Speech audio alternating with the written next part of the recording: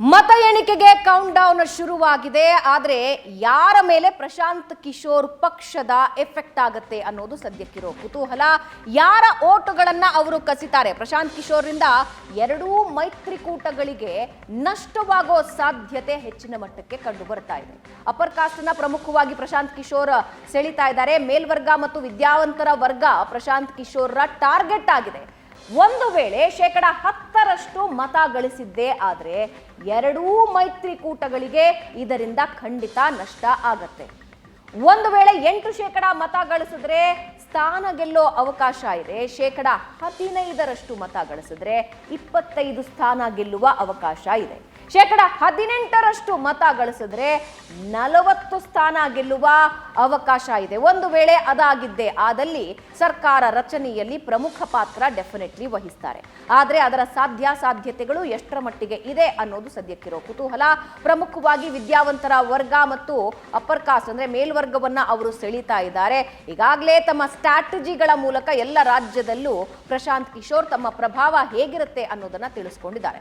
ಆದರೆ ಸ್ಟ್ರಾಟಜಿ ಮತ್ತು ಹಣಬಲ, ರಾಜಕೀಯ ಬಲ, ಈ ಮೂರರ ಸಮೀಕರಣ ಯಾವತ್ತು ರಾಜಕೀಯದಲ್ಲಿ ವರ್ಕ್ ಆಗುತ್ತೆ. ಕೇವಲ ಸ್ಟ್ರಾಟಜಿ ವರ್ಕ್ ಆಗುತ್ತಾ, ಪ್ರಶಾಂತ್ ಕಿಶೋರ್ ಪ್ಲಾನಿಂಗ್ಗಳು ವರ್ಕ್ ಆಗುತ್ತಾ, ಇದರ ಇಫೆಕ್ಟ್ NDAಗೆ ಹೆಚ್ಚಿನ ಮಟ್ಟಿಗಿರುತ್ತಾ, ಮಹಾಗಠಬಂಧನ್ಗೆ ಹೆಚ್ಚಿನ ಮಟ್ಟಿಗಿರುತ್ತಾ ಅನ್ನೋದು ಸದ್ಯಕ್ಕಿರುವಂತಹ ಪ್ರಶ್ನೆ. ಆದರೆ ಯಾರ ಓಟನ್ನ ಜಾಸ್ತಿ ಕಸಿತಾರೋ ಆ ಪಕ್ಷಕ್ಕೆ ಸಂಕಷ್ಟ ಕಟ್ಟಿಟ್ಟ ಬುತ್ತಿ. ಇನ್ನು ಬಿಹಾರದಲ್ಲಿ ಈ ಬಾರಿಯ ಹೆಚ್ಚಿನ ಮತದಾನದ ಲಾಭ ಯಾರಿಗೆ ಆಗುತ್ತೆ? ಕಳೆದ ಬಾರಿಗಿಂತ ಈ ಬಾರಿ 10% ಮತದಾನ ಹೆಚ್ಚಾಗಿದೆ. ಆದರೆ ಬಿಹಾರದ ಇತಿಹಾಸದಲ್ಲೇ ಈ ಬಾರಿ ಅತ್ಯಧಿಕ ಮತದಾನದ ದಾಖಲೆ. ಬಿಹಾರದ ಹಿಸ್ಟ್ರಿಯಲ್ಲೇ, ಇತಿಹಾಸದಲ್ಲೇ ಅತ್ಯಧಿಕ ಮತದಾನ ಆಗಿದೆ. 2020ರ ಚುನಾವಣೆಗೆ ಹೋಲಿಸಿದ್ರೆ 10.8% ಮತದಾನ ಹೆಚ್ಚಳ ಆಗಿದೆ. SIR ಕಾರಣದಿಂದ ಈ ಬಾರಿ ಬಿಹಾರದಲ್ಲಿ ಮತದಾನದ ಪ್ರಮಾಣ ಹೆಚ್ಚಾಗಿದೆ. 10.8% ಮತದಾನದ ಲಾಭ ಯಾವ ಪಕ್ಷಕ್ಕೆ ಆಗತ್ತೆ? ನಿತೀಶ್ ಕುಮಾರ್ ಮತ್ತು ಮೋದಿ ಆಗತ್ತೆ ಅಂತ ಕೆಲವರು ಹೇಳ್ತಾ ಇದ್ರೆ, ಮಹಾಗಠಬಂಧನ್ಗೆ ಹೆಚ್ಚಿನ ವೋಟ್ಗಳು ಬರೋ ಸಾಧ್ಯತೆ ಇದೆ. ಅದರಲ್ಲೂ ಪ್ರಮುಖವಾಗಿ ಯೂತ್ ಯಾರ ಕಡೆ ವಾಲುತ್ತೆ ಅನ್ನೋದು ಸದ್ಯಕ್ಕಿರೋ ಕುತೂಹಲ. ಇನ್ನು ಬಿಹಾರ ಎಲೆಕ್ಷನ್ನ ಇಂಪ್ಯಾಕ್ಟ್ ಏನಿರುತ್ತೆ ವಿವಿಧ ರಾಜ್ಯಗಳು ಮತ್ತು ದೇಶದ ರಾಜಕಾರಣದ ಮೇಲೆ?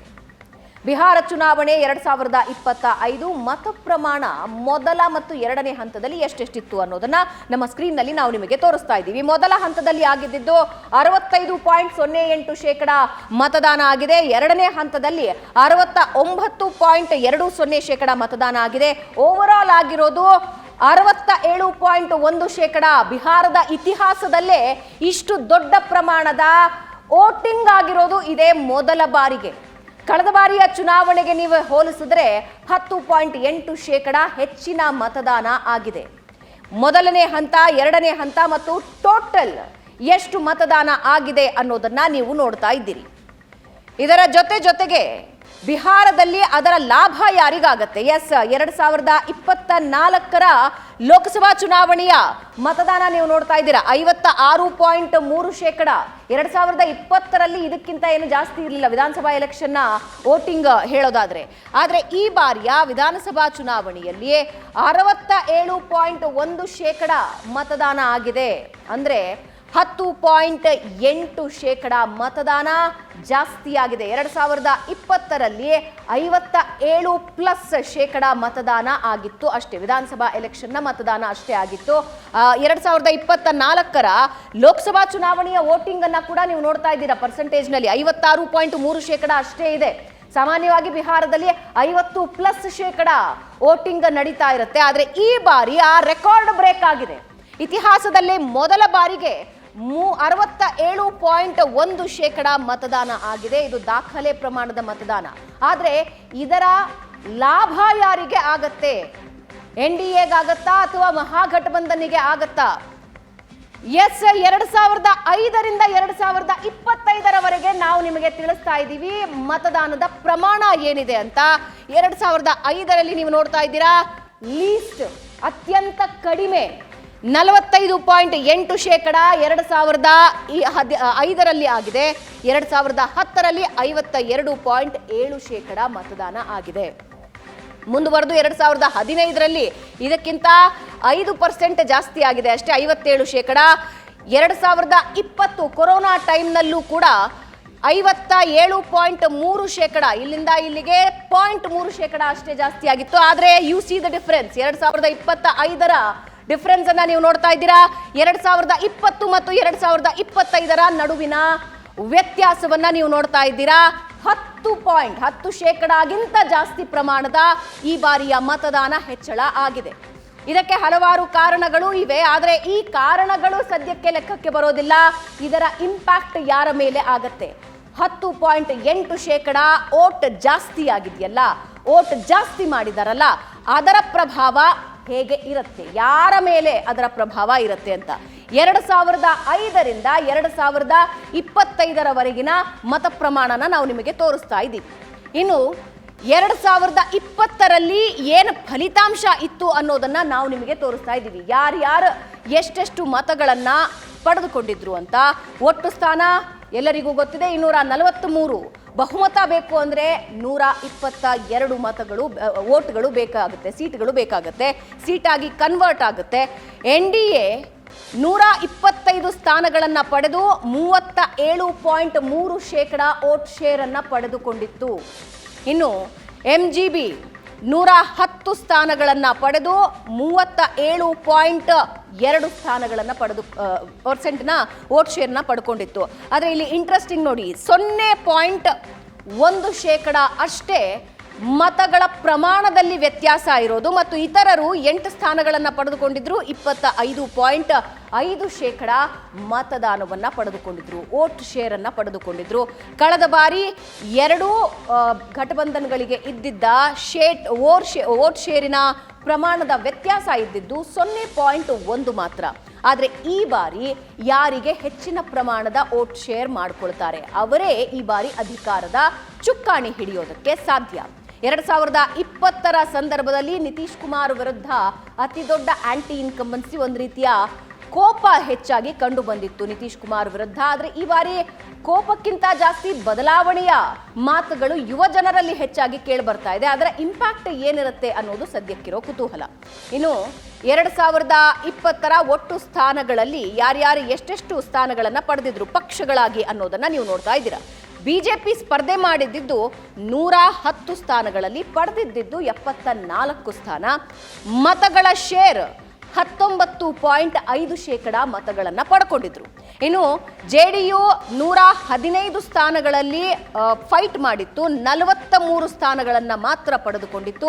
ವೋಟ್ ಶೇರ್ ಇದ್ದಿದ್ದು 15.4%. ಇನ್ನು RJD 144 ಕ್ಷೇತ್ರಗಳಲ್ಲಿ ಕಂಪೀಟ್ ಮಾಡಿದ್ರು, ಅಂದರೆ ಎಲೆಕ್ಷನ್ ಎದುರಿಸಿದ್ರು. 75 ಸ್ಥಾನಗಳನ್ನು ಪಡೆದುಕೊಂಡು ವೋಟ್ ಶೇರ್ ನೀವು ನೋಡ್ತಾ ಇದ್ದೀರಾ, 23.1% ಮತವನ್ನು ಪಡೆದುಕೊಂಡಿದ್ರು. ಕಾಂಗ್ರೆಸ್ 70 ಸ್ಥಾನಗಳಲ್ಲಿ ಕಂಪೀಟ್ ಮಾಡಿ 19 ಸ್ಥಾನಗಳನ್ನು ಗೆದ್ದು 9.5 ವೋಟ್ ಶೇರ್ ಅನ್ನು ಪಡೆದುಕೊಂಡಿತ್ತು. ಮತ್ತು ಎಡಪಕ್ಷಗಳು 29 ಸ್ಥಾನದಲ್ಲಿ ಸ್ಪರ್ಧಿಸಿದ್ವು, 16 ಸ್ಥಾನಗಳನ್ನು ಪಡೆದುಕೊಂಡಿದ್ದಾರೆ, 4.8% ಮತದಾನವನ್ನು ಪಡೆದುಕೊಂಡಿದ್ದಾರೆ. ಈ ಬಾರಿ RJD ಮತ್ತೊಂದು ಸಲ ಕಮಾಲ್ ಮಾಡುತ್ತಾ? ಕಾಂಗ್ರೆಸ್ ಕಥೆ ಈ ಬಾರಿ ಏನಾಗುತ್ತೆ? ಮಹಾಗಠಬಂಧನ್ನಲ್ಲಿ ಕಾಂಗ್ರೆಸ್ನ ಸ್ಥಾನ ಏನು ಅನ್ನೋದು ಕೂಡ ಈಗ ನಮಗೆ ಗೊತ್ತಾಗಬೇಕಾಗಿದೆ. 2020ರಲ್ಲಿ ನೀವು ನೋಡ್ತಾ ಇದ್ದೀರಾ, ಕಾಂಗ್ರೆಸ್ 70 ಸ್ಥಾನಗಳಲ್ಲಿ ಈಗಾಗಲೇ ಕಂಪೀಟ್ ಮಾಡಿ ಕೇವಲ 19 ಸ್ಥಾನದಲ್ಲಿ ಮಾತ್ರ ಗೆದ್ದುಕೊಂಡಿತ್ತು, 9.5 ವೋಟ್ ಶೇರ್. ರಾಹುಲ್ ಗಾಂಧಿಗೂ ಕೂಡ ಇದು ಅಗ್ನಿ ಪರೀಕ್ಷೆ. ಇದರ ಜೊತೆಗೆ ಈ ಬಾರಿ RJD ಎಷ್ಟು ಸ್ಥಾನಗಳನ್ನು ಪಡೆದುಕೊಳ್ಳುತ್ತೆ? ತೇಜಸ್ವಿ ಯಾದವ್ ಪ್ರತಿ ಮನೆಗೂ ಸರ್ಕಾರಿ ಉದ್ಯೋಗ ಅಂತ ಹೇಳಿದ್ದಾರೆ. ಹಾಗಾದ್ರೆ ಇವೆಲ್ಲವೂ ಕೂಡ ಮಹಾಗಠಬಂಧನ್ಗೆ ಪಾಸಿಟಿವ್ ಆಗುತ್ತಾ, ಅಥವಾ ಬಿಜೆಪಿ ಮತ್ತು ನಿತೀಶ್ ಕುಮಾರ್ ಪಕ್ಷಕ್ಕೆ ಮತ್ತೊಂದು ಸಲ ಬಹುಪರಾಗ್ ಹೇಳ್ತಾರ? 2020ರ ವೋಟ್ ಶೇರ್, ಪಡೆದುಕೊಂಡ ಸ್ಥಾನ, ಸ್ಪರ್ಧಿಸಿದ ಕ್ಷೇತ್ರಗಳ ಓವರ್ ಆಲ್ ಲಿಸ್ಟ್ ಅನ್ನ ನೀವು ನೋಡ್ತಾ ಇದ್ದೀರಿ. ಎಸ್, ಹಾಗಾದ್ರೆ ಪೋಲ್ ಆಫ್ ಪೋಲ್ ಈ ಬಾರಿಯ ಎಲೆಕ್ಷನ್ ಬಗ್ಗೆ ಏನು ಹೇಳಿದೆ ಅನ್ನೋದನ್ನ ನೋಡ್ತಾ ಹೋಗೋಣ. ಒಟ್ಟು ಸ್ಥಾನಗಳು 243. ಬಹುಮತ ಪಡಿಬೇಕು ಅಂದ್ರೆ 122 ಸ್ಥಾನಗಳನ್ನು ಪಡೆದುಕೊಳ್ಳಬೇಕು. ಚುನಾವಣಾ ಪೂರ್ವ ಸಮೀಕ್ಷೆ ಮತ್ತು ಮತಗಟ್ಟೆ ಸಮೀಕ್ಷೆ ಎರಡನ್ನ ಕೂಡ ನಾವು ನಿಮಗೆ ತಿಳಿಸ್ತಾ ಇದ್ದೀವಿ. ಇನ್ನು NDA ಚುನಾವಣಾ ಪೂರ್ವ ಸಮೀಕ್ಷೆ ಏನ್ ಹೇಳ್ತು, 137 ಸ್ಥಾನಗಳನ್ನ ಪಡೆದುಕೊಳ್ಳುತ್ತೆ ಅಂತ. ಮತಗಟ್ಟೆ ಸಮೀಕ್ಷೆ ಇನ್ನೂ ಜಾಸ್ತಿ ಹೇಳ್ತಾ ಇದೆ. ಆದರೆ 137ರಿಂದ 154ರವರೆಗೆ ಸ್ಥಾನವನ್ನ NDA ಪಡೆದುಕೊಳ್ಳಬಹುದು, NDA ಕೂಟ ಪಡೆದುಕೊಳ್ಳಬಹುದು ಅಂತ ಹೇಳ್ತಾ ಇದೆ. ಇನ್ನು MGB ಮಹಾಗಠಬಂಧನ್ ಇದು ಎಷ್ಟು ಸ್ಥಾನಗಳನ್ನ ಪಡಿಬಹುದು? 95 ಸ್ಥಾನಗಳನ್ನ ಪಡೆಯಬಹುದು. ಚುನಾವಣಾ ಪೂರ್ವ ಸಮೀಕ್ಷೆ, ಎಲೆಕ್ಷನ್ಗೆ ಮುಂಚಿನ ಸಮೀಕ್ಷೆ ಹೇಳ್ತಾ ಇರೋದು. ಮತಗಟ್ಟೆ ಸಮೀಕ್ಷೆ ಕೂಡ ಅಷ್ಟೇ ಹೇಳ್ತಾ ಇದೆ. ಅಂದ್ರೆ 82ರಿಂದ 97 ಸ್ಥಾನಗಳನ್ನ ಪಡಿಬಹುದು ಅಂತ. ಇನ್ನು JSP ಎಷ್ಟು ಸ್ಥಾನ ಪಡೆಯುತ್ತೆ? ಚುನಾವಣಾ ಪೂರ್ವ ಸಮೀಕ್ಷೆ ಹೇಳ್ತಾ ಇತ್ತು 1 ಸ್ಥಾನಗಳು ಪಡೆಯೋ ಸಾಧ್ಯತೆ ಇಲ್ಲ ಅಂತ ಜನ್ಸುರಾಜ್. ಆದರೆ ಮತಗಟ್ಟೆ ಸಮೀಕ್ಷೆಯ ನಂತರ ಯಾವುದೇ ಸ್ಥಾನ ಪಡೆಯದೇ ಇರಬಹುದು ಅಥವಾ 2 ಸ್ಥಾನಗಳನ್ನ 1 ಅಥವಾ 2 ಸ್ಥಾನಗಳನ್ನ ಪಡಿಬಹುದು ಅಂತ ಹೇಳ್ತಾ ಇದೆ. ಇನ್ನು ಇತರರ ವಿಷಯಕ್ಕೆ ಬರೋದಾದ್ರೆ ಇತರರು 9 ಸ್ಥಾನ ಪಡಿಬಹುದು ಅಂತ ಚುನಾವಣಾ ಪೂರ್ವ ಸಮೀಕ್ಷೆ ಹೇಳ್ತಾ ಇತ್ತು. ಆದರೆ ಮತಗಟ್ಟೆ ಸಮೀಕ್ಷೆ ಹೇಳ್ತಾ ಇದೆ 3ರಿಂದ 7 ಸ್ಥಾನಗಳನ್ನ ಪಡೆಯಬಹುದು ಅಂತ. ಚುನಾವಣಾ ಪೂರ್ವ ಸಮೀಕ್ಷೆ, ಮತಗಟ್ಟೆ ಸಮೀಕ್ಷೆಯನ್ನ ನೀವು ನೋಡ್ತಾ ಇದ್ದೀರಾ. ಪೋಲ್ ಆಫ್ ಪೋಲ್ನಲ್ಲಿ ಯಾವ ಯಾವ ಘಟಬಂಧನ್ಗಳು ಎಷ್ಟೆಷ್ಟು ಸ್ಥಾನವನ್ನ ಪಡಿಬಹುದು ಅಂತ.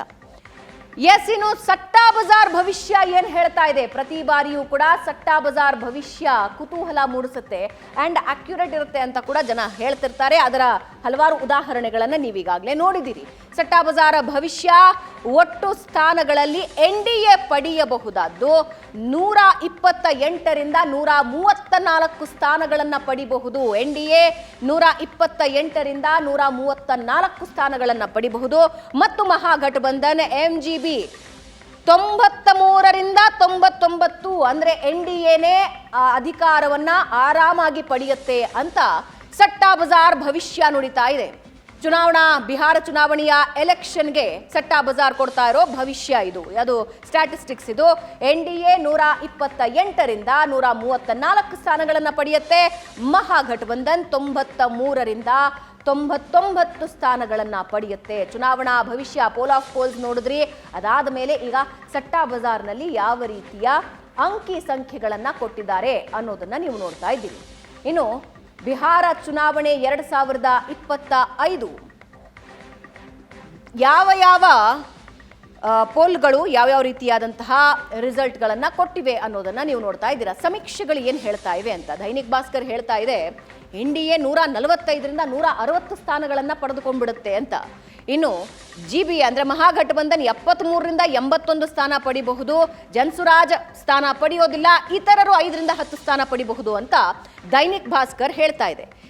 JVC ಹೇಳ್ತಾ ಇದೆ 135ರಿಂದ 150 ಸ್ಥಾನಗಳವರೆಗೆ JVC ಕೊಟ್ಟಿದೆ. 150 ಸ್ಥಾನನೂ ಪಡಿಬಹುದು NDA ಅಂತ.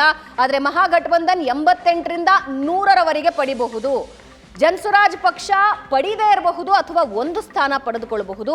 ಇತರರು 3ರಿಂದ 6 ಸ್ಥಾನ ಪಡಿಬಹುದು ಅಂತ. ಇನ್ನು ಮ್ಯಾಟ್ರಿಸ್ ಹೇಳ್ತಾ ಇದೆ 147ರಿಂದ 167 NDAಗೆ ಕೊಟ್ಟಿರೋದು 147ರಿಂದ 167. ಮಹಾಗಠಬಂಧನ್ಗೆ 70ರಿಂದ 90 ಸ್ಥಾನಗಳನ್ನು ಕೊಟ್ಟಿದ್ದಾರೆ. ಜನ್ಸುರಾಜ್ ಪಕ್ಷ ಪಡಿದೇನೂ ಇರಬಹುದು ಅಥವಾ 2 ಸ್ಥಾನಗಳನ್ನು ಪಡೆದುಕೊಳ್ಳಬಹುದು. ಇತರರು 2ರಿಂದ 8 ಸ್ಥಾನ ಪಡಿಬಹುದು ಅಂತ. ಇನ್ನು ಪೀಪಲ್ ಇನ್ಸೈಟ್ ಕೊಡ್ತಾ ಇರೋದು 133ರಿಂದ 148 NDA ಪಡೆದುಕೊಳ್ಳುತ್ತೆ. ಮಹಾಗಠಬಂಧನ್ 87ರಿಂದ 102 ಸ್ಥಾನಗಳನ್ನು ಪಡೆದುಕೊಳ್ಳುತ್ತೆ. ಜನ್ಸುರಾಜ್ ಪಾರ್ಟಿ 0 ಯಾವುದೇ ಸ್ಥಾನ ಪಡೆಯದೇ ಇರಬಹುದು. ಅಬ್ಬಬ್ಬಾ ಅಂದ್ರೆ 1 ಕ್ಷೇತ್ರ ಪಡೆದುಕೊಳ್ಳಬಹುದು ಅಂತ. ಇತರರು 3ರಿಂದ 6 ಸ್ಥಾನಗಳನ್ನ ಪಡಿಬಹುದು. ಪೋಲ್ ಆಫ್ ಪೋಲ್ಸ್ ಹೇಳ್ತಾ ಇದೆ 137ರಿಂದ 154 NDA, ಮಹಾಗಠಬಂಧನ್ 82ರಿಂದ 97. ಜನ್ಸುರಾಜ್ ಪಕ್ಷ ಪಡೆಯದೇ ಇರಬಹುದು ಅಥವಾ 2 ಸ್ಥಾನ ಪಡಿಬಹುದು. ಇತರರು 3ರಿಂದ 7 ಸ್ಥಾನ ಪಡಿಬಹುದು. ಇಲ್ಲಿಯವರೆಗಿನ ಸಮೀಕ್ಷೆಯ ಒಟ್ಟಾರೆ ಸಾರಾಂಶನ ನಾವು ನಿಮ್ಮ ಮುಂದೆ ಇಡ್ತಾ ಇದ್ದೀವಿ.